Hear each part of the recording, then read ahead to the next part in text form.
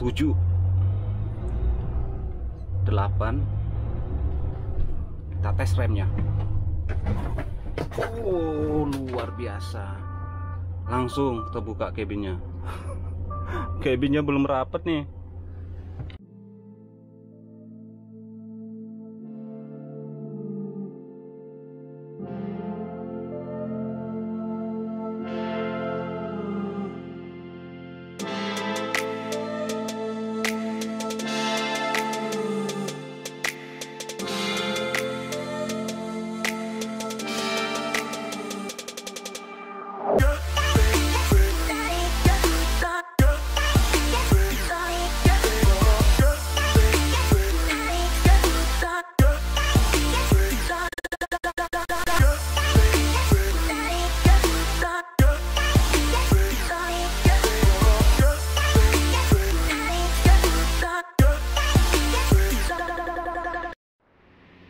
Oke, selamat datang lagi.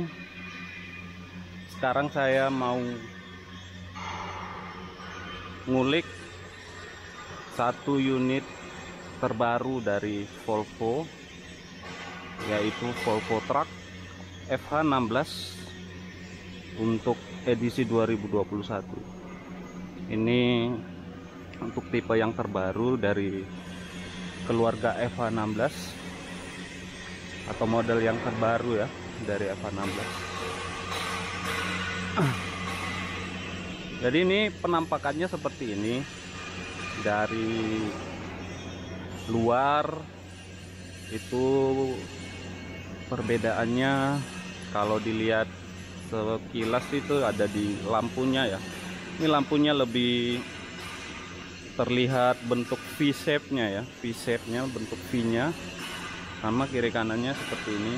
Kalau yang lama itu enggak seperti ini ya. Ini kelihatan memanjang ke atas nih untuk bentuk V-nya. Kalau yang lama tuh gini, dia lebih besar. Ntar saya bandingkan dengan yang lama ya. Kebetulan ada satu unit yang lama di sini. Ini yang lama nih, bukan lama banget ya, cuman satu versi di bawah dari ini. Ini bisa dibilang facelift-nya ya, facelift dengan beberapa fitur tambahan yang tidak dimiliki di versi yang ini. Jadi kalau dari luar kelihatan seperti ini tampangnya. Kalau dari samping sih nggak begitu banyak yang berubah ya, cuman untuk ini kompartemen yang kecil ini ada tambahan satu di sini.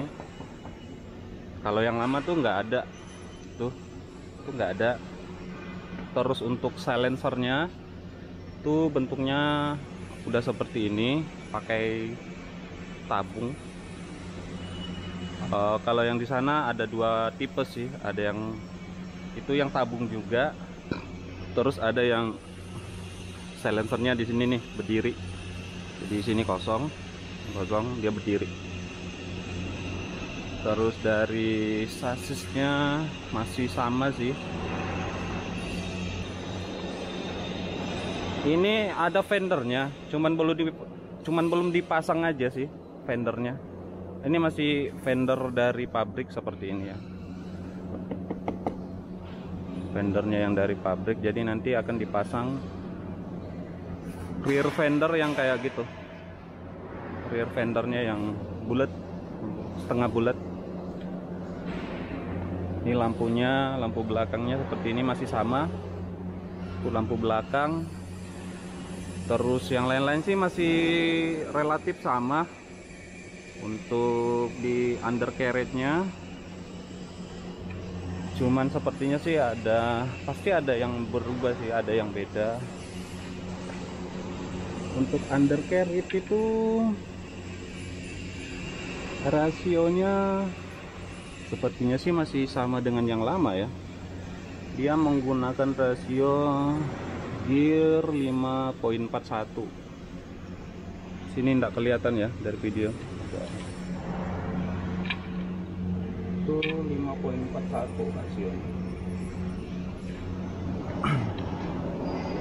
masih sama dengan yang lama. Ini untuk diferensialnya ya, diferensial tandemnya. Terus untuk ini power take off nya, TTO dan hidrolik pumpnya udah tersedia juga, itu udah standar dari pabrik. Terus di sini APM apa segala macam untuk air productionnya, modulator dan baterainya ada di sini ya, baterainya. Terus di atas kita lihat untuk transmisi, tipenya masih menggunakan ATO 3112F dan mesin ya sama D16, si D16. Oke, untuk di belakang ya, ini ada lampu sorotnya yang ke belakang, itu LED ya, itu LED. Ini ya tadi ya exhaust pipe-nya, dan yang di belakang itu end pipe-nya, nanti dipasang di sini. Oke, apalagi sih yang beda? Tadi saya udah cek ya, udah cek sekitar apa sih yang beda dari yang lama itu, dan nggak begitu banyak yang beda. Untuk powertrainnya, undercarriage itu masih sama. Dan untuk di dalamnya sih kayaknya yang lebih menarik dibahas yang di dalamnya ya. Ini tampak dari samping driver ya, seperti ini. Ada ini lampunya, lampu buat akses masuk, untuk nandain kalau pintunya terbuka ya. Terus ini nyala nih kalau misalnya unitnya hidup juga bisa nyala. Ini aksesnya untuk naik ada 1 2 3, ada 3 step ya. Nah, kita harus pegangan di sini untuk manjat ini. Harusnya 2 sih. Ini di sini juga dan di sini. Jadi gunakan 3 titik tumpu ya. Biasanya sih ada nih. Nih petunjuknya naik tangga harus 3 titik tumpu ya. Rasa teman-teman yang di tambang udah paham. Jangan dicontoh ya. Oke. Nah, untuk di dalamnya itu seperti ini ya. Ini kondisi mati. Kondisi semuanya off. Itu seperti ini. Ada tombol-tombol lampu di sini. Terus ini instrumen displaynya seperti ini. Terus ini infotainment display ya, besar sekali ya. Ini mirip-mirip sama yang saya bahas di video sebelumnya ya, yang ada di linknya ada di atas nih. Terus sini sama ada tombol-tombol, ada power take off, ini untuk alarm mundur, ini untuk hill start assist, ini auto tractionnya, ini traction control, dan ini untuk differential locknya, ini inter wheel dan inter axle. Ini parking brake nya, switch ini menggunakan elektronik ya, parking brake nya, climate controlnya di sini, AC segala macam. Terus ini untuk audio sistemnya, ini ada beberapa tombol ya. Terus untuk kunci kontaknya ada di sini ya. Dan ini kunci kontaknya ada 1 2 3, ada 3 ya, 3. Dan remote-nya ada 2. Ini remote-nya ada 2. Dan di steering wheel ada ini, ada tombol-tombol di sebelah kiri, tombol-tombol di sebelah kanan. Ini masing-masing fungsinya beda-beda ya. Dan ini kalau orang awam yang baru kali ini mau mengoperasikan Volvo, ini bisa tahu tombol ini buat apa aja lewat sini, karena dalam sini ada informasinya. Terus di sini ada tombol lagi untuk tilt cabin. Kalau kita mau jungkit cabinnya, ini harus di on kan dulu. Ini lampu sorot yang saya lihatkan tadi di belakang di atas. Terus ini untuk lampu fit wheelnya ya, ini fit wheel. Ada hazard. Sini ada lever brake-nya, engine brake, dan juga untuk trailer brake ya. Jadi engine brake itu ada berapa posisi nih? Auto, automatic. Ini 0, 1, 2, 3. Ada 3 pengaturan untuk engine brake. 4 dengan yang auto ya. Dan untuk trailer brake, di sini ada lambangnya trailer brake. Di sini ada 2 step ya. Tarik sedikit itu tes, tarik full untuk ngerem. Jadi tarik sedikit untuk tes, terus ditarik lagi to full, jadi trailernya full nge-brake. Dan di bawah ada wiper ya, wiper lengkap dengan beberapa mod. Ini ada off ini ya, ini untuk ngusap ya, mirip mobil kecil ya. Intermittennya di bawah sekali, ini bisa diatur nih timernya untuk intermittent. Terus kedua dan ketiga lebih kencang lagi. Di sebelah kiri ada untuk lampu ya, untuk lampu jauh dan dekat. Ini untuk dimnya ya, untuk high beam ya. Dan untuk sign indikator sini seperti itu ya. Ini klakson nih, klakson angin yang ini yang besar, ini klakson angin yang bunyinya harus on dulu ya. Bunyinya seperti ini nih. Wow. Terus yang ini klaksonnya yang kecil, bunyinya seperti ini. Tuh. Di atas masih ada tombol. Ini untuk lampu cabin ya, lampu di dalam cabin. Terus yang ini untuk beacon warning light, atau orang biasa ngomong rotary, lampu rotary yang ini ya.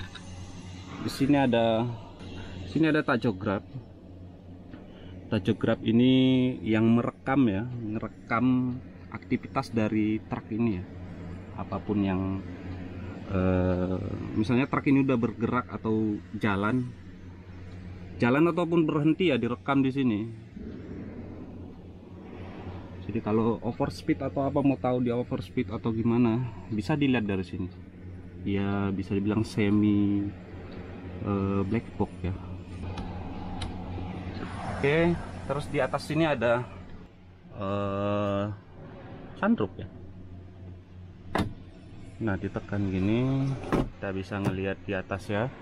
Ngelihat bulan kalau malam tuh lagi kerja malam, bisa lihat bulan kalau lagi bulan purnama. Terus di sini disediain untuk handle, jadi kita bisa buka nih. Ini bisa terbuka ke atas, jadi bisa jadi tempat jalur evakuasi. Ini ada lambangnya, bisa lewat sini ya. Kalau misalnya pintunya tiba-tiba macet atau gimana, nggak bisa diakses lewat pintu, bisa lewat sini, bisa lewat sunroofnya.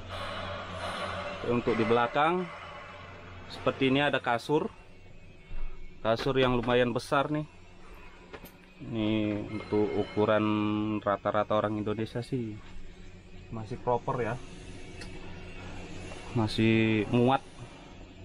Ada lampu-lampunya situ. Sini juga ada gantungan untuk naruh baju atau apa, bisa naruh sesuatu juga di sini. Kompartemennya ini masih baru banget ya, masih berplastik. Ini ada kain hordennya yang bisa melingkar sampai ke sini. Ini ketemu nih, ini juga bisa ke sini full. Jadi satu kabin ini bisa ketutup, jadi orang luar nggak bisa ngelihat kita ke dalam ya. Oke ya, itu sekilas itu tombol-tombol ya. Kalau yang Ini ya umum lah. Untuk power window lock apa segala macam ada di sini. Untuk heaternya juga ada di sini. Ini heaternya untuk heater spion ya. Heater untuk kaca spion. Jadi biar nggak bau embun, kita aktifkan heaternya biar bersih lagi. Jadi nggak perlu capek-capek gosok-gosok gitu. Ini ada untuk door locknya di sini, power window segala macam. Oke, saya tutup biar lebih kedap lagi. Nah, kalau udah di dalam seperti ini tuh kabin Volvo itu lumayan kedap banget ya, kedap sekali. Jadi hampir nggak kedengaran yang ada di luar nih. Suara saya semakin jelas juga kan. Mungkin saya nyalain aja deh. Ini lumayan panas sih. Tambah panas saya.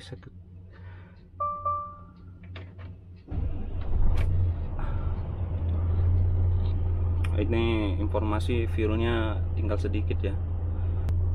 Jadi seperti ini. Untuk instrumen displaynya, tampilannya juga sudah digital, sama dengan yang di video saya sebelumnya. Itu juga semua sudah digital, nggak ada lagi jarum-jarum analog gitu, nggak ada. Semuanya ditampilkan secara digital ya, informasinya yang ada di instrumen displaynya. Ini lumayan panas. Nah, AC-nya di sini kita nyalain ya. Oke, AC-nya cukup dingin loh. Bukan cukup lagi, ini dingin banget nih. Ini untuk ada tombol untuk sirkulasi udara di dalam ya. Ini untuk defoggernya yang di kaca depan.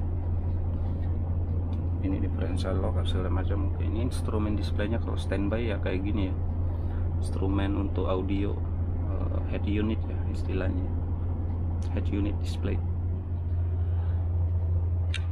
Nah, di sini speedometernya itu seperti ini ya. Bukannya truk ini cuma sampai 30 km per jam, enggak ya.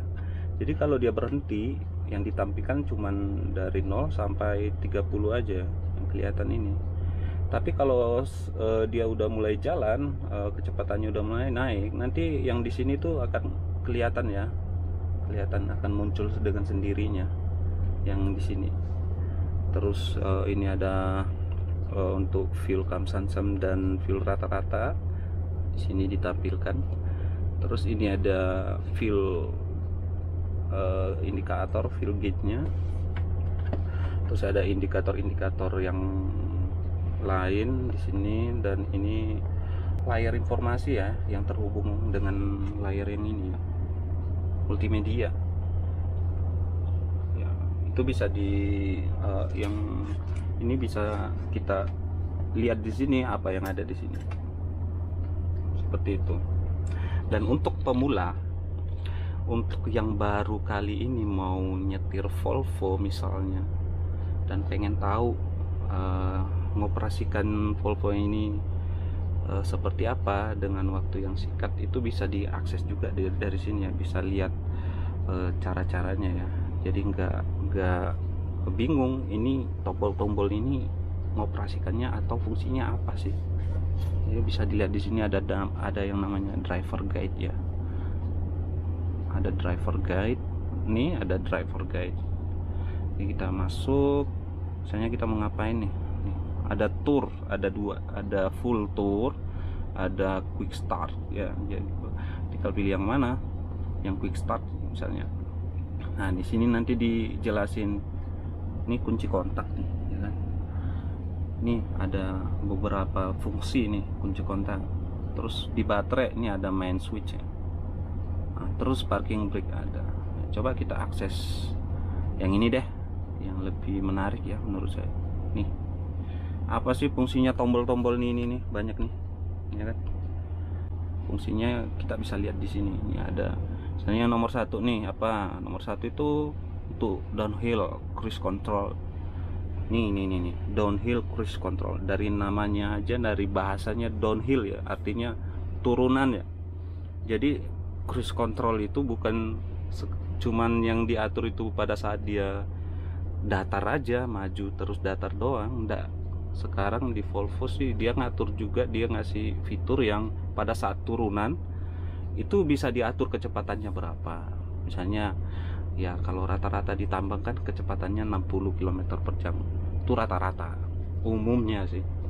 Ada yang di bawahnya lagi, jadi supaya kita nggak terlalu kencang atau terlalu melebihi kecepatan itu bisa diatur di sini ya, diatur kecepatannya. Nanti secara otomatis truknya kan bekerja atau melakukan pengereman dengan sendirinya, misalnya kecepatannya melebihi dari yang kita sudah atur.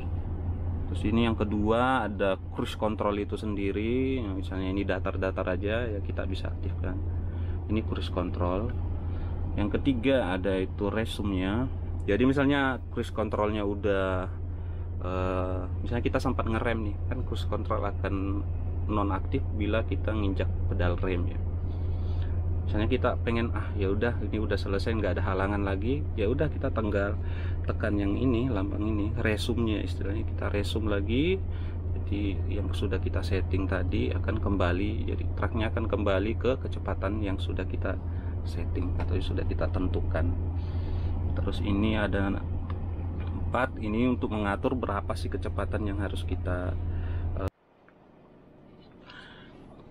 dan lanjut yang nomor 5 itu untuk reset kembali ya ke 0. Nomor 5 itu ini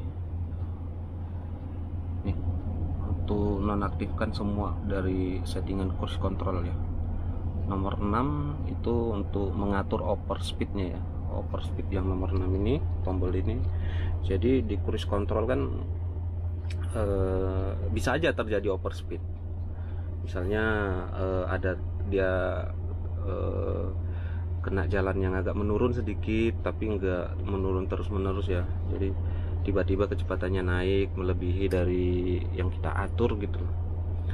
Nanti kalau kita ini setting juga di sini, misalnya overspeednya 5 km, jadi ketika misalnya kita setting di 60 terus dia melebihi jadi 65, ketika dia udah menyentuh 65 dia akan kembali lagi ke 60 seperti itu ya. Jadi ini fungsinya untuk overspeed. Dan yang nomor 7 ya ini untuk volume ya, volume audio system. Terus lanjut yang lain-lain ya ini sudah saya jelasin tadi ya, traction control segala macam. Mungkin enaknya sih kita cobain ya.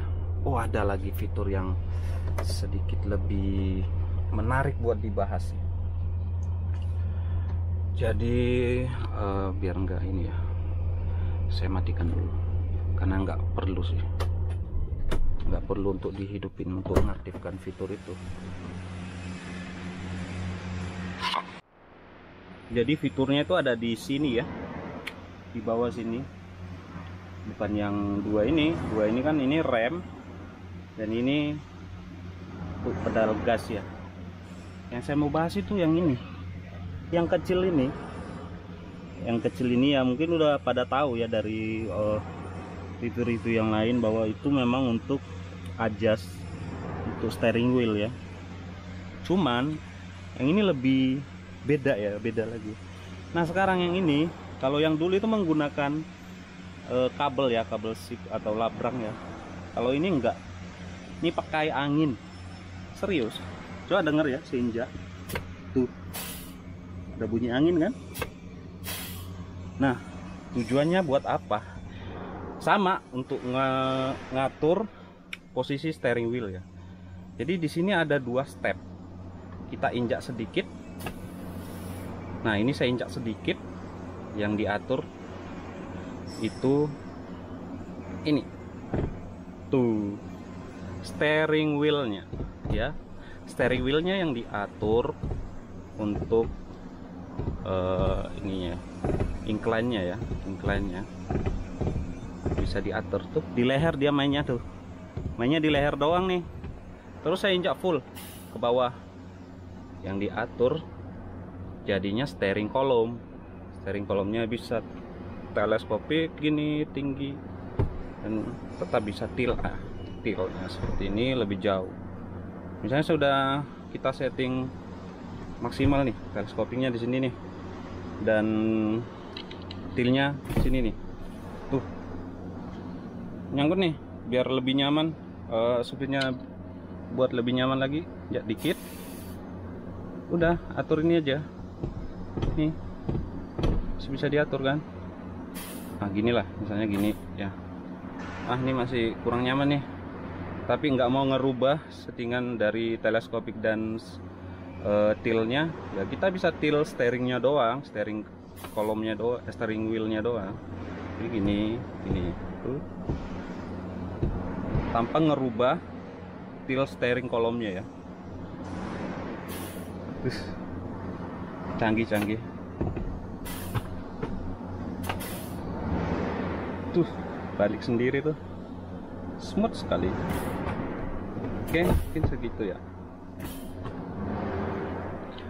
Kalau di sana tuh nggak bisa seperti itu, yang model sana itu nggak bisa ya, nggak bisa. Kita coba jalan ya kali ya. Kita coba jalan deh. Coba saya tutup, lampu kabin matikan. Saya mau jalan. Oke. Ini seatbelt ya. Seatbeltnya warna merah. Merah bukan berarti racing ya. Merah ini biar kelihatan bahwa kita lagi menggunakan seatbelt ya. Oh iya. Masih sama sih dengan yang di video saya nih. Untuk gearnya, gear levernya atau tuas transmisinya masih sama. Ini nyala, nih lagi netral ya. Dan karena saya mau mundur, jadi ini injak rem ya, injak rem. Terus ini ada di bawah nih tombol, di bawah sini ada tombol, tekan lalu masuk, mundur. Oke, udah bunyi. Sekarang saya mau mundur.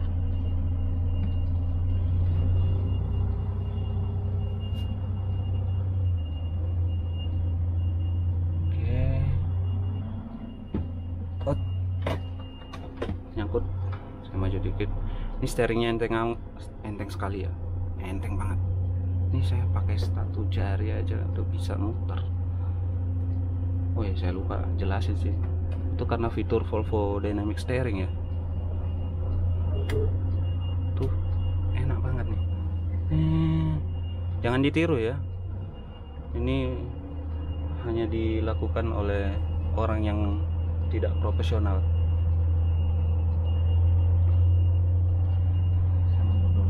Keluar biar lebih bebas ya, kita maju mundur karena dalam gudang agak sempit.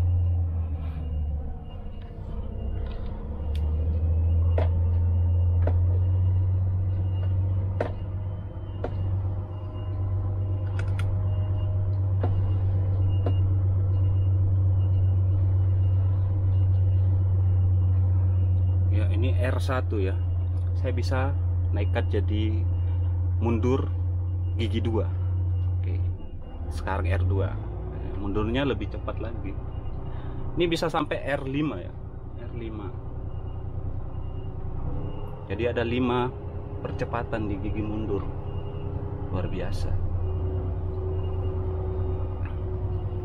Oke, ini udah cukup jauh. Oke, oke, sekarang kita maju. Sekarang dia maju, saya masukin di posisi otomatis ya.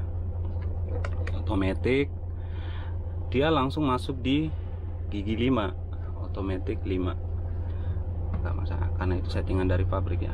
Nanti saya setting jadi masuk di crawler. 5, 7, 8. Kita tes remnya. Oh, luar biasa. Langsung terbuka cabinnya. Cabinnya belum rapat nih.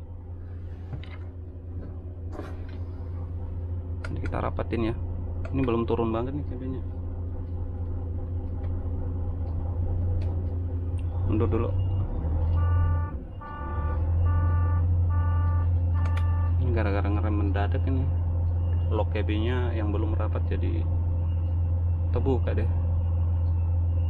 Oh ya, tadi penasaran ya, ini R2 ya, biar saya buat. Jadi R3 tuh harus berhenti, baru sini ada plus minnya ya kan, sini ada plus dan min, posisi reverse R. Oke, tinggal ditekan, dia berubah jadi R3 tuh. Saya tekan lagi jadi R4, jadi R5. Oke, ada 5. R3 aja deh, ini udah cukup kencang nih ke belakang nih, kencang sekali.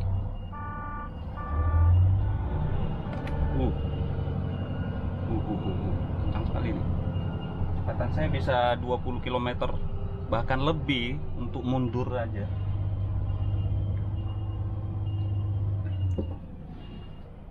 Oke, udah. Sekarang saya mau masuk kembali ke gudang untuk benerin dulu ini ya. Sini panas, di luar panas. Saya juga lupa nyalain AC.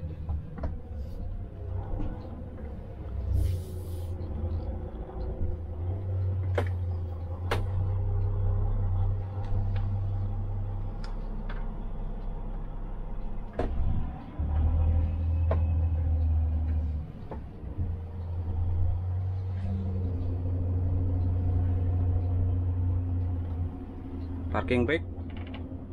Oh ya, tadi nggak lihat kan saya ngerilis parking brake, karena di Volvo tuh gini, misalnya nih ya, ini kan kita dari stop, dari berhenti, terus kita masuk di, udah mau jalan ya kan, kita udah putuskan untuk bergerak maju, masuk posisi gear sudah masuk di mundur atau maju ya. Saya tinggal nginjak gas aja, saya nginjak gas nih.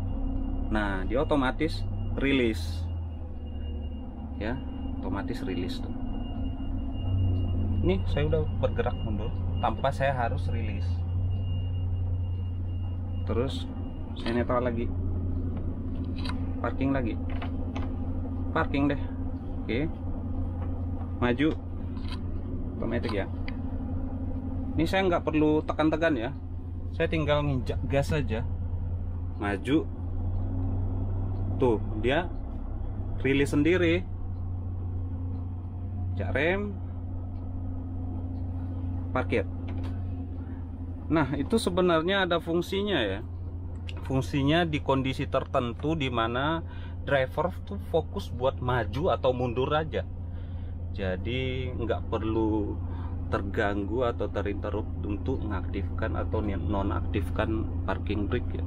Jadi dia tangannya tetap di steering wheel, terus ya dia maju-maju aja, nggak perlu tekan-tekan lagi. Saya ini udah cukup sangat revolusioner ya. Ini sih nyala loh ya. Ini sorry, itu lagunya takutnya kena copyright saya. Ini audio, itu ada audio. Nah, yang saya tunjukkan tadi itu ini ya, driver guide-nya ya, dan kita bisa akses yang lain sih sebenarnya. Ini ada navigasi, cuman kalau yang video sebelumnya ini aktif loh navigasinya. Kalau yang ini belum nih, minta download dia. Tak download tuh. Oke, nggak bisa. Nah, di sini yang saya bilang tadi, ini dynamic steering. Volvo dynamic steering itu bisa diatur dari sini ya, dari display sini. Nah, ini default. Jadi ya settingan pabrik lah defaultnya. Ringannya itu ringan default lah. Ya, bisa kita bikin lebih ringan lagi, light, ringan. Ini lebih responsif. Nah, ini kita bisa atur ya, custom. Mau dibikin gimana nih strike-nya pada saat maju, mundur, cornering, bisa tuh. Feedbacknya lah yang diatur tuh, feedback ya, feedback dari steering ini ya, bisa dibikin lebih agak berat-berat dikit gitu, bisa stable tuh fitur-fiturnya. Dan saya gunakan default aja udah ringan banget ya. Nah, ini kalau posisi parkir itu berat sih enggak ya, cuman ya lumayan ya agak berat sih, agak berat dikit nih. Tapi kalau ini udah dinonaktifkan parking brake-nya, tuh langsung enteng banget nih. Tuh, enteng banget. Pakai sedotan pun ini bisa muter loh. Di videonya, video yang membahas masalah dynamic steering ini, itu hamster loh yang bikin gerak steering wheelnya itu. Jadi hamsternya itu di sini dibuatin kayak tutup kipas gitu. Terus taruh hamster di dalamnya. Hamster tuh yang kayak tikus tuh ya. Terus hamsternya dipancing tuh pakai makanan. Jadi nanti hamsternya kan otomatis bergerak ya, sesuai dengan keinginan. Misalnya supirnya pengen ke kiri, ke kanan, dia taruh tuh di sini. Jadi nanti hamster itu gerak, berjalan. Steering wheel tuh mutar, ngikutin gerakan dari arah gerakan dari hamster itu. Misalnya mau kita kembalikan ke sini. Nah, terus hamsternya akan bergerak di sini tuh, memutar steering wheel ini ya. Ada videonya di YouTube tuh. Coba dicari aja. Ada tuh, saya lupa. Tapi itu video official dari Volvo ya, Volvo Truck. Jadi perlu dibahas nggak ya? Ini differential lock ya. Iya, ada dua posisi doang nih.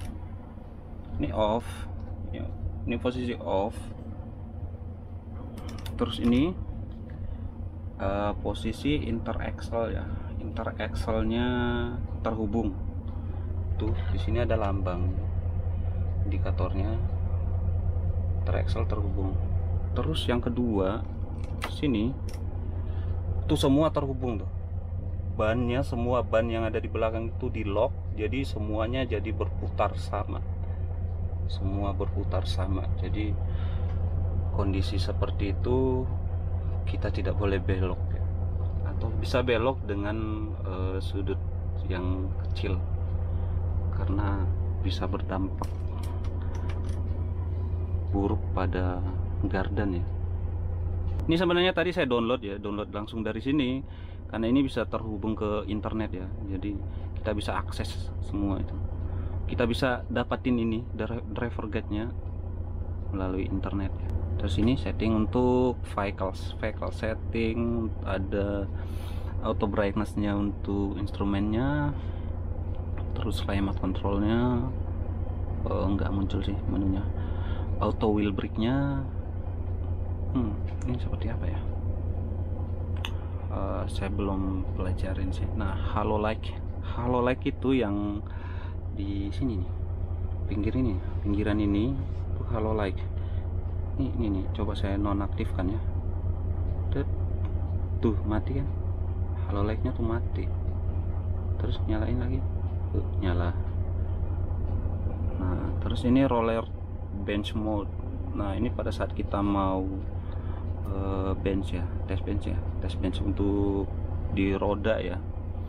Jadi kita aktifkan mode ini, jadi nggak terbaca error ya di unitnya ketika roda belakang doang yang jalan. Itu mungkin pada saat tes di sub atau buat kir mungkin itu, kalau untuk jalan di jalan umum ya. Tapi kalau di tambang sih tidak perlu. Akun, kita bisa masukin akun kita di sini. Ini internet saya nonaktif ya. Sistem setting, audio, jaringan internet, bluetooth, terus bahasa. Sayangnya nggak ada bahasa Indonesia ya di sini, apalagi bahasa daerah. Jangan harap ada. Tanggal dan waktu, satuan unitnya yang digunakan, terus settingan tambahannya, legal information, reset option, aplikasi, notifikasi. Ini pakai Android loh ya, ini Android loh, Android 10 nih. Sistem yang digunakan instrumennya ini menggunakan Android. Oke, mungkin bahasan singkat mengenai EVA 16 yang 2021 itu seperti itu ya. Jadi perubahan yang paling besar itu terjadi di instrumen display ya. Terus ada beberapa fitur-fitur tambahan yang menurut saya cukup futuristik ya, karena itu jarang-jarang yang ditemuin di truk-truk lain.